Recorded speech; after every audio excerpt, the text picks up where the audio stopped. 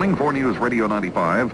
In the city right now, the relative humidity is 66%, southwesterly winds at 21, giving us a wind chill factor of 25 degrees below zero. Hey, Super Bowl hats here. Both team hats here. High winds and very cold temperatures are the main factor to contend with. The wind chill index 25 to 35 below zero and strong winds.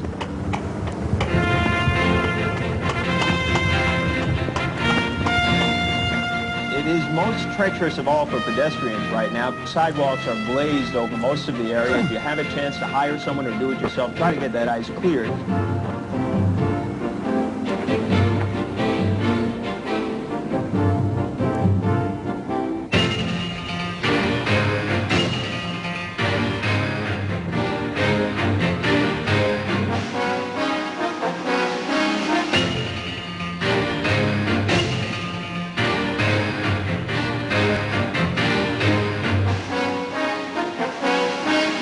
Perhaps in one respect, Detroit's Silverdome was an appropriate site for the Cincinnati Bengals to meet the San Francisco 49ers. Both teams had come in from the cold to feel the warm glow of success after years of bitter disappointment and failure. Neither team had ever appeared in a Super Bowl before, and they arrived in markedly different frames of mind. The 49ers appeared confident and relaxed. Coach Bill Walsh set the mood for his team earlier in the week when he donned a bellman's uniform and helped his players with their luggage.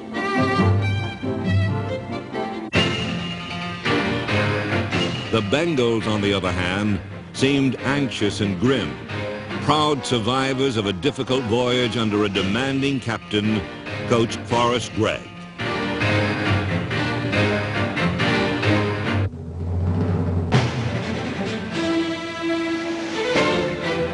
Super Bowl history suggests the team that scores first wins the game.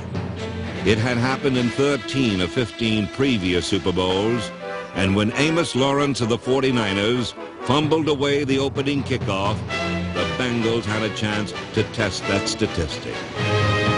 But they blew the test and then would become a victim of it. With the ball on the San Francisco 10-yard line, Kenny Anderson's pass was intercepted by Dwight Hicks, who returned the ball to the 32. From there, the 49ers would begin their quest for that all-important first touchdown that in Super Bowls past had usually shaped the action for the rest of the game.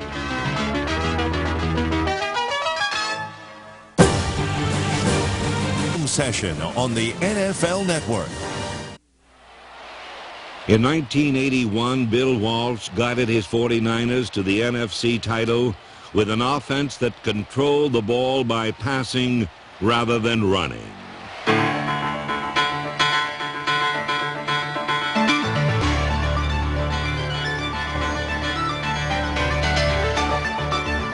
In Super Bowl XVI, 5 of the first 6 49er plays were passes. When they crossed midfield, the 49ers unveiled another aspect of Walsh's diverse game plan. An exotic flea flicker pass from Joe Montana to Charlie Young gained 14 yards. 3 plays later, Walsh had another surprise for the Bengals. The 49ers left tackle, Dan Audick, moved over to the right side and lined up between guard Randy Cross and tackle Keith Farnhorst, giving the 49ers 4 blockers on the right side while leaving just 2 on the left. Bill Ring gained 7 yards running out of this unbalanced line. It was a little thing, but in Walsh's meticulous, precise offense, it is the sum of little things that count. A short pass to Freddie Solomon left the 49ers 1 yard away from the all-important first touchdown of Super Bowl XVI.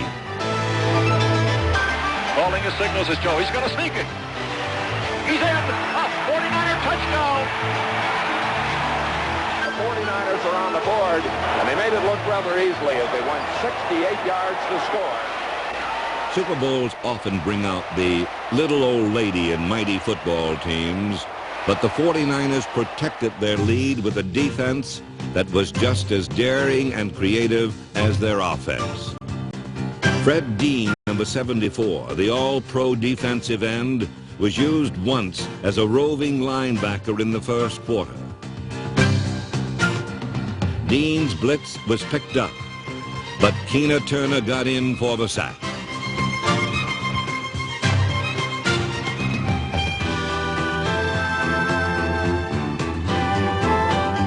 A more significant blow was struck by cornerback Eric Wright in the second quarter.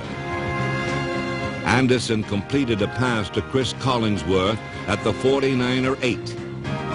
But Wright stripped the ball from Collingsworth and Lynn Thomas recovered. The ball-hawking 49er secondary had again snuffed out another Cincinnati scoring opportunity. Brown right slot, F right, halfback counter, 14-0.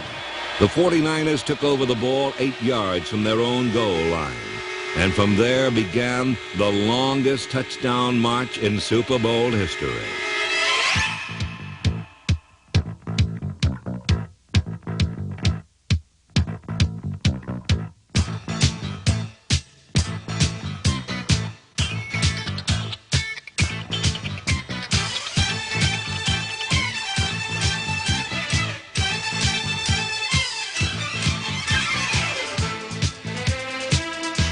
Like the 49ers' first scoring drive, this one consisted not of a few big plays, but a lot of small ones, executed with precision and without error.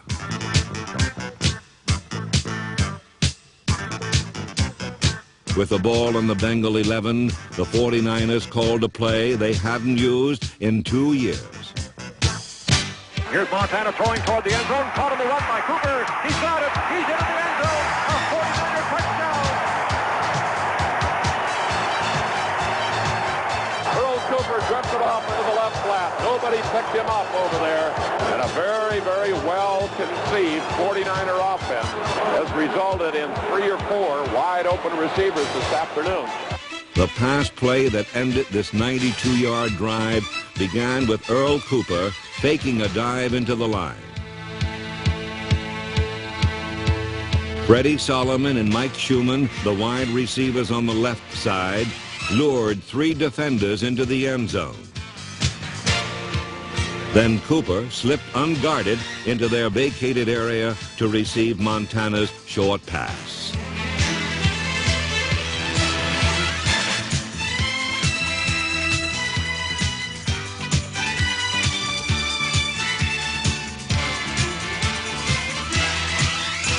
The befuddled Bengals encountered still another aspect of Bill Walsh's clever game plan on the ensuing kickoff.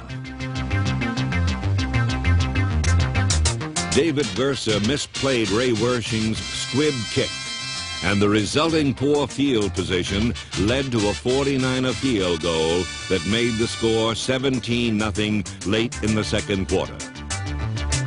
Walsh had discovered this unique kickoff in the season's opening game in Detroit, when an injury had prevented Wershing from booming his kicks.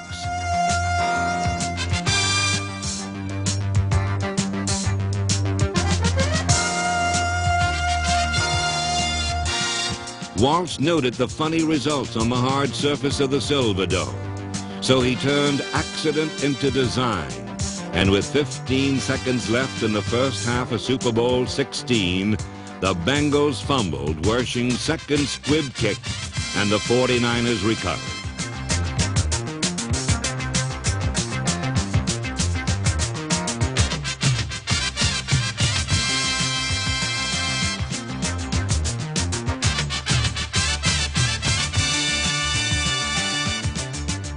Wershing kicked a 26-yard field goal, and the 49ers ended the second quarter with the largest halftime lead in Super Bowl history, 20-0. Stay tuned for more film.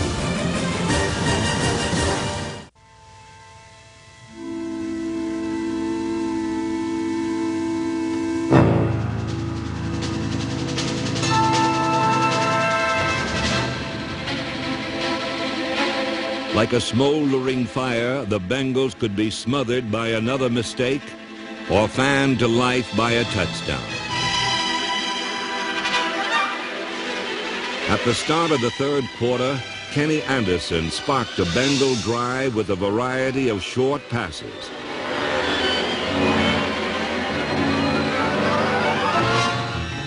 Then he culminated the 83-yard march with a 5-yard scramble for Cincinnati's first touchdown.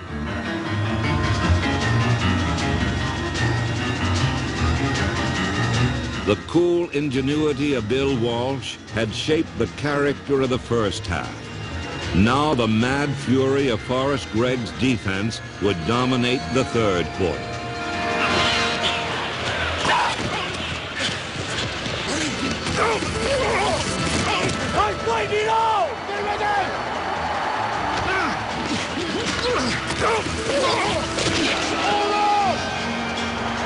Green comes in on second down, he's going to run his ass. Should be alert, second and long, to run that 36-34 over there.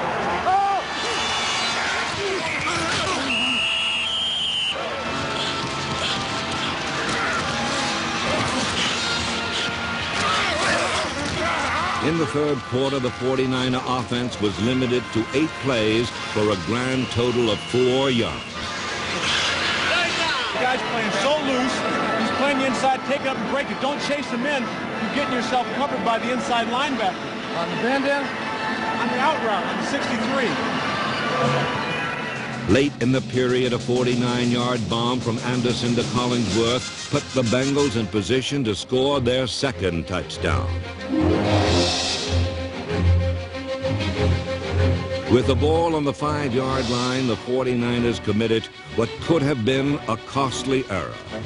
Linebacker Keena Turner didn't hear the call to go out on the field, and San Francisco lined up with only 10 men.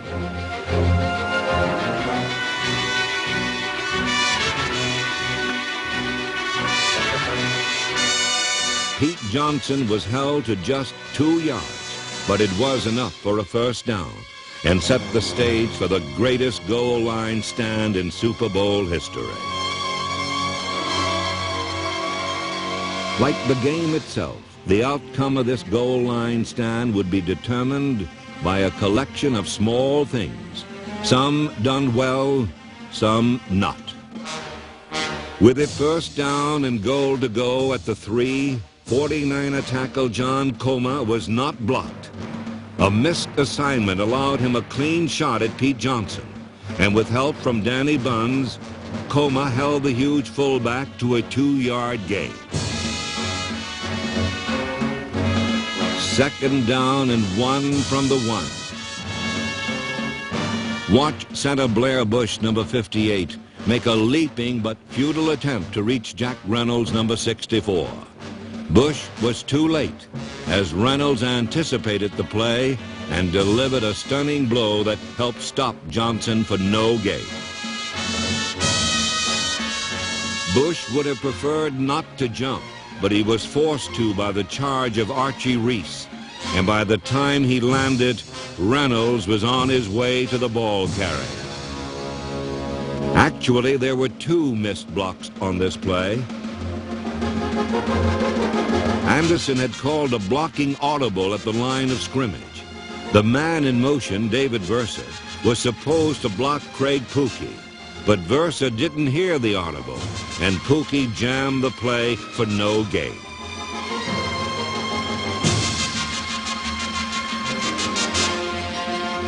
Third down and 1 from the 1.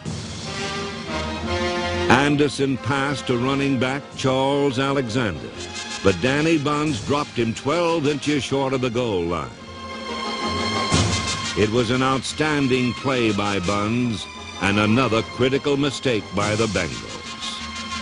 The play called for Alexander to get into the end zone before he turned for the ball, but he made his cut too short, and Buns made him pay for his mistake by tackling him immediately.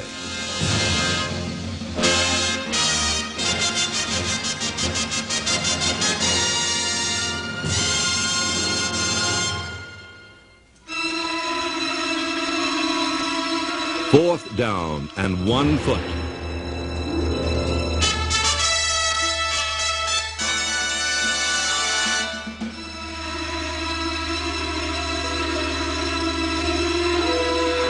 Bengals now as Ken Anderson is ready from the 2-foot line, calling signals on 4th down, has the ball, hands it off. He's met at the goal line. I don't believe he got in. I don't believe he's in there. The 49ers have held, and listen to the Niners crowd across the way.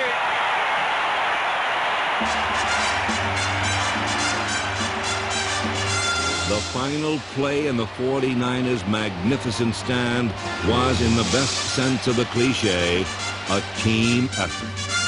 Reynolds, Buns, and Ronnie Lott converged on Johnson and stuffed him at the line of scrimmage.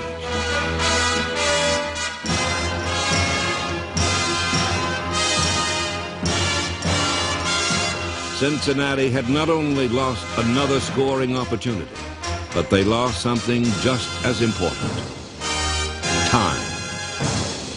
With only 1 quarter left to play, the 49ers led 20-7. Stay tuned for more Film Session on the... Welcome back to Film Session. All right, let's play football. Although time was running out on the Bengals, their fighting spirit never flagged. Come on, O-line!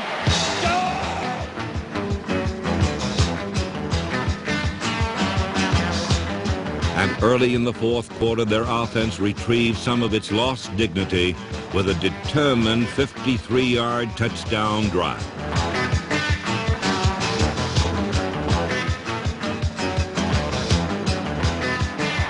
Anderson will go back to throw. Looks, fires into the end zone. Touchdown to Dan Ross. And now the Bengals are right back in this football game. With 10 minutes to play, the difference between the two teams was only 6 points. And the greatest comeback in Super Bowl history suddenly seemed within the grasp of the surging Cincinnati Bengals. Coming back on them, man. We can do it. And you have to wonder if the 49ers aren't beginning to come apart a little bit here, Andy. All day long, the 49ers had consistently made the little plays. Now they needed a big one. They got it when Joe Montana passed to Mike Wilson for a 22-yard gain. Walsh designed this play specifically for Mike Wilson because whenever he ran a pattern longer than 20 yards, the Bengals would cover him deep, assuming he would be Montana's long-range target. But this new play, named Sweep Pass Right Z Comeback, called for Wilson to go downfield 25 yards, then cut off the pattern and come back for a shorter pass. A tiny adjustment, but a big play, and it gave the 49ers decent field position for the first time in the second half. From this point on, Walsh went exclusively to his ground attack.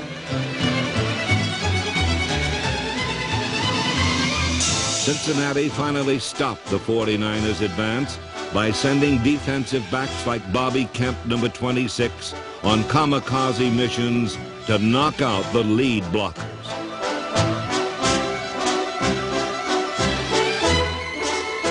The Bengals had given up too much ground, however, and Ray Wersching's 40-yard field goal restored strategic control of the game to the 49ers.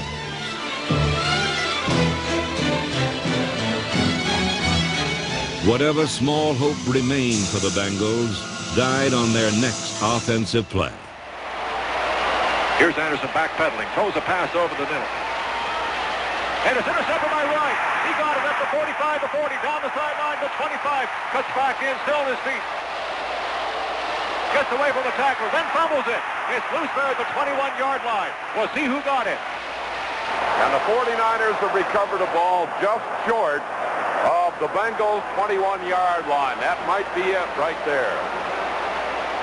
Eric Wright's interception led to Wersching's fourth field goal, which increased San Francisco's lead to 12 points with just 2 minutes to play.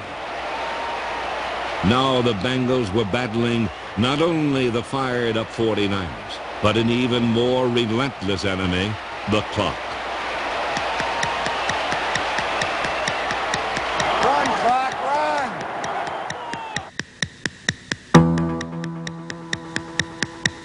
Once again, the resourceful 49ers proved there are many ways to play this game and win. They let Anderson complete his passes in the center of the field, but never allowed his receivers to catch the ball near the sideline and stop the clock. So, as Anderson gained yards, he lost time. With 16 seconds left, the Bengals scored on a pass from Anderson to Dan Ross. Although the final touchdown belonged to Cincinnati, Super Bowl XVI belonged to the San Francisco 49ers. The 49ers have won it.